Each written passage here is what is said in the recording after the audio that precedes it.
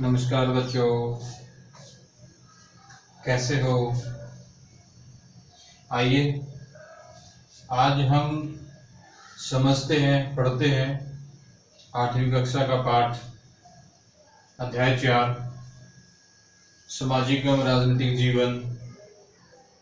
बड़ा ही रोचक विषय है और सभी बच्चों के लिए बहुत ही ज्ञानवर्धक भी होना चाहिए और सभी को जानकारी होनी चाहिए, जिसका नाम है कानूनों की समझ। कानूनों की समझ आज हर नागरिक को होनी चाहिए। आप अभी बच्चे हैं, 8वीं कक्षा में या दूसरी कक्षा में पढ़ते हैं, तो इसलिए आपको कानूनों की समझ के बारे में जानना बहुत जरूरी है। कानून, जैसे कि पिछली कक्षाओं में आपने पढ़ा, 7वीं कक्षा में, 6ठी कक्षा में, पिछली कक्षा में पढ़ा कि किस तरीके से हमारे देश में कानून बनते हैं। संसद है, संसद में जो हमारे प्रतिनिधि है वो कानून बनाते हैं और कानूनों का पालन, ये सारी बातें आपने एक बार पढ़ी। इनको फिर हम समझते हैं कि इसमें बताया गया है, इस पाठ में, जो एक सरकारी अधिकारी अपने बच्चे को, उन्होंने कोई अपराध किया है, कोर्ट में लेके गए हैं, पुलिस पकड़ के कोर्ट में लेके गई है, जज ने उसको सजा दी है। उस सजा से बचाने के लिए वो काफी प्रयास करता है और बचाने का प्रयास करता है, उसको वहां से भगाने का, निकालने का प्रयास करता है। तो ऐसा क्यों करता है? तो ये क्या उसको कानून की समझ नहीं है? क्या वो कानून का पालन नहीं करना चाहता?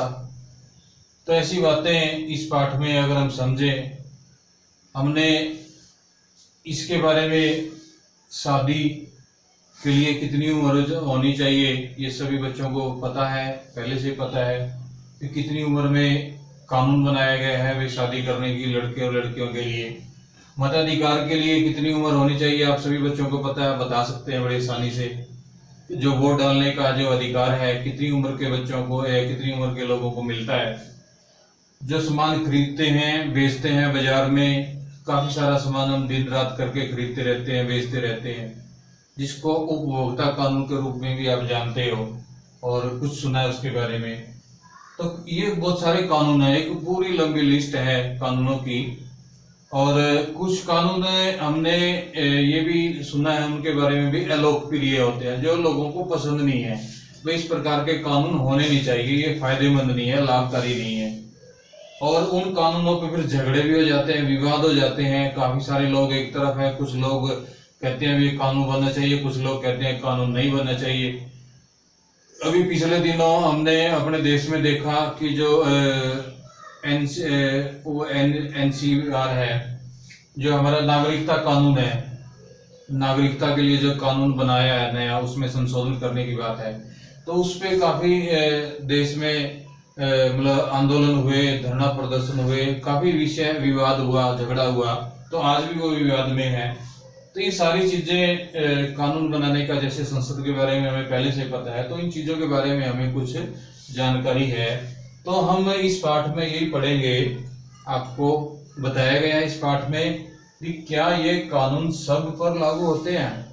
तो निश्चित रूप से सभी बच्चों को हमें पता होना चाहिए कि ये कानून समान रूप से सब पर लागू होने चाहिए। प्राकृतिक न्याय का सिद्धांत तो यही कहता है।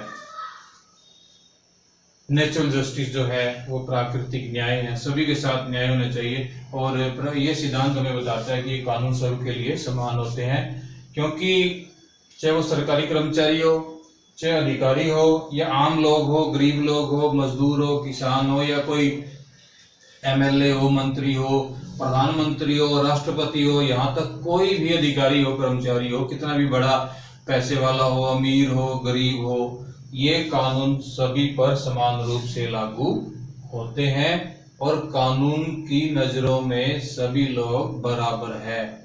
कानून किसी ये नहीं देखता कि इसके पास इतने पैसे हैं, इसको छूट दे दें, ये गरीब है तो इसको सजा दे दें। ये बातें हमारे जो प्राचीन काल में होती थी। प्राचीन काल में जब हम आज़ाद हुए 1947 में, भारत देश आज़ाद हुआ, उससे पहले अपनी शासन व्यवस्था अंग्रेजों के हाथ में थी, उससे पहले मुगलों के हाथ में थी, उससे पहले राजाओं के, और जो दिल्ली सल्तनत काल में पीछे काफी लोग अलग अलग उसमें रही है।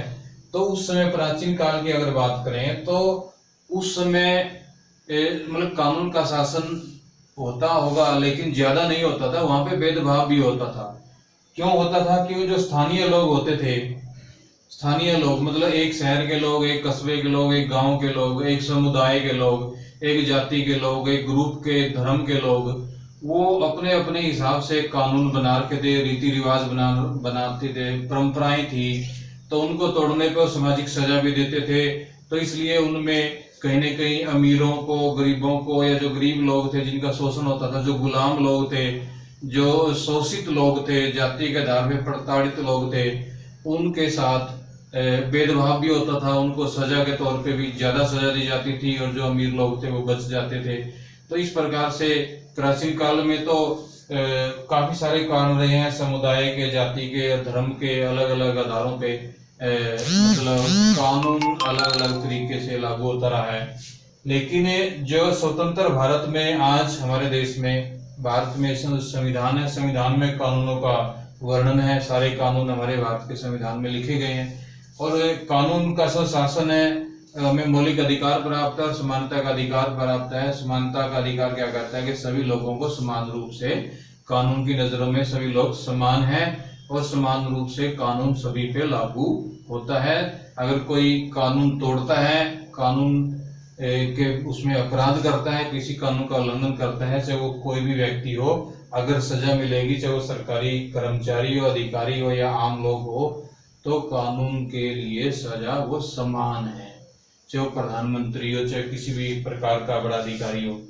तो यहाँ पे जो कानून तोड़ते हैं लोग, ये भी बताया गया इस पाठ में कि जो कानून तोड़ते हैं, कानूनों का जो उल्लंघन करने का जो शक्ति है, जो ताकत है, जो सोच है, वो कहाँ से पैदा होती है? इसमें हम दो तरीके से, भाई आर्थिक और राजनीतिक ताकत जो है, कुछ लोगों को पैसा अधिक है, वो ये सोचते हैं कि पैसे के बल पे हम कानून को खरीद लेंगे, या हम बच जाएंगे किसी अधिकारी को पैसा खिला के, या घूसखोर खिला के, या कोर्ट में या जज को रिश्वत दे के, या किसी भी तरीके से अगर हम सोच के बच जाएंगे, तो उसको हम आर्थिक ताकत कहते हैं। भाई वो पैसे के दम पे वो कानून को तोड़ देता है, कानून का उल्लंघन कर देता है।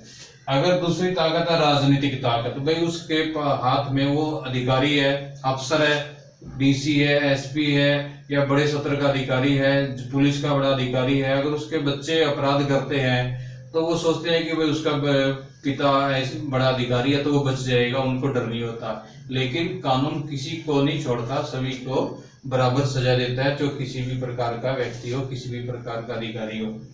तो राजनीतिक ताकत जो मंत्री है, बड़े एमएलए हैं, हम फिल्मों में भी देखते हैं। फिल्मों में हमें दो चीज दिखाते हैं, भाई एक तरफ कोई नेता होता है, वो कानून तोड़ता रहता है, उसका कुछ नहीं बिगड़ता। दूसरी तरफ जो गरीब आदमी है, मेहनत कश है, या कोई कर्मचारी है, अफसर है, वो पीड़ित है, वो उसको फंसा देते हैं झूठे मामले में, अलग अलग तरीके से। आखिर में फिर वो सच की जीत दिखाते हैं, भाई वो नेता है, मतलब जो राजनीतिक ताकत है, जो पैसे की ताकत है, वो हार जाती है और सच्चाई ही जीतती है, और कानून ही जीतता है, कानून का शासन ही जीतता है। तो बच्चों, अगर हम ये सारे पाठ को समझ रखेंगे, कानून की जो समझ अगर हम रखेंगे, मुख्य रूप से यही कहना है कि जो भी कानून है स्वतंत्रता भारत में, अपने देश में भारत का संविधान लागू है, संविधान में जो इतने भी कानून है, और उन कानूनों को सभी लोगों के ऊपर समान रूप से लागू किया जाता है, और सभी कानून की नजरों में बराबर है। इसलिए हम कानूनों की समझ इस तरीके से रखेंगे कि कानून सबके लिए समान है। अगर कोई कानून का उल्लंघन करेगा, उसको सजा भी समान रूप से मिलेगी। कुछ बातें इसमें ये भी बताई गई है, भाई हिंदू उत्तराधिकार जो कानून बनाया गया 2005 में, 1870 में एक राजद्रोह एक्ट था अंग्रेजों के समय। अंग्रेज क्या करते थे, भी शक के आधार पे या किसी को भी बिना कुछ कारण बताए किसी को भी व्यक्ति को पकड़ लिया और जेल में डाल दिया और उसको सजा के रूप में कोर्ट में पेश करके उसको दोषी साबित कर दिया, बिना किसी कारण बताए वो किसी को भी राजद्रोही घोषित कर देते थे। तो भारत वो के लोग डरते थे उस समय कोई विरोध करने में उसमें, तो उनको लपेटे में ले लेते थे।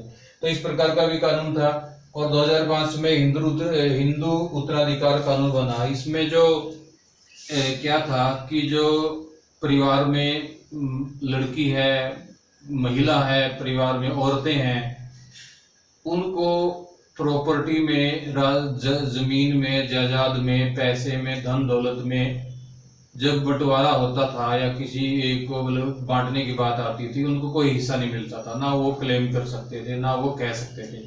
धीरे धीरे इस कानून की मांग बढ़ती गई और इसमें की मतलब महसूस किया जाने लगा कि ये कानून गलत है, इस प्रकार की नहीं होना चाहिए, सबके लिए बराबर है।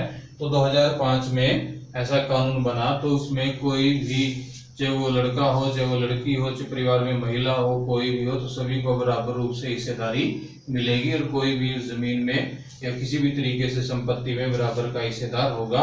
ये हिंदू धर्म के लोगों के लिए ये कानून बनाया गया और आज ये सभी लोगों के लिए लागू है। इसी तरीके से जैसे 1919 में रोल टैक्स का भी इसमें जिक्र है। जलियांवाला बाग का चित्र दिखाया गया है, आप इस चित्र को ध्यान से देखें। इसमें काफी सारे लोग, जैसे अंग्रेजी शासन था उस समय और अंग्रेजों ने एक कानून बनाया था रोल टैक्स, उसके विरोध में लोग कह रहे हैं, किताब में लिखा है कि उसके विरोध में लोग खड़े हो गए थे, अमृतसर में इकट्ठे हुए एक जगह बाग में, और वो भीड़ वाली जगह थी, काफी भीड़ थी और अंग्रेजों ने सभी लोगों को घेर के उनके ऊपर गोलियां चला दी और काफी लोग मारे गए। तो ये एक बड़ा अत्याचार था। अगर ये सच्चाई है इतिहास में तो इसको हम देखें तो ये किस प्रकार का जो चित्र इसमें दिया गया है, तो उसको हमेशा याद रखते हैं। 13 अप्रैल 1919 का दिन था, जलियांवाला बाग हत्याकांड पंजाब के जो उसमें अमृतसर में। तो ये सारी चीजें कितना संघर्ष हुआ कानूनों को बनाने में, कानूनों को लागू करवाने में। तो ये जो संसद है, संसद ही हमारे सारे कानूनों को बनाने का काम करती है। अगले इस हिस्से में हम पढ़ेंगे, अगली वीडियो में इसी पाठ का जो दूसरा भाग है हम पढ़ेंगे, वे कानून का निर्माण किस तरीके से किया जाता है उसके बारे में जानकारी लेंगे। तब तक आप इस पुस्तक को अच्छे से पढ़िए, सभी पेजों को पढ़िए, इसके सभी चित्रों को देखें, चित्रों को समझें और अपनी समझ बनाएं। जो इसमें शब्दावली आई है उनको भी अच्छी तरीके से आप याद रखेंगे और जो प्रश्न उत्तर है इसके उसको वो आपको बड़े अच्छे से समझ में आ जाएंगे जब आप इस पूरे पाठ को बार बार पढ़ेंगे और अभ्यास इसका करेंगे। धन्यवाद।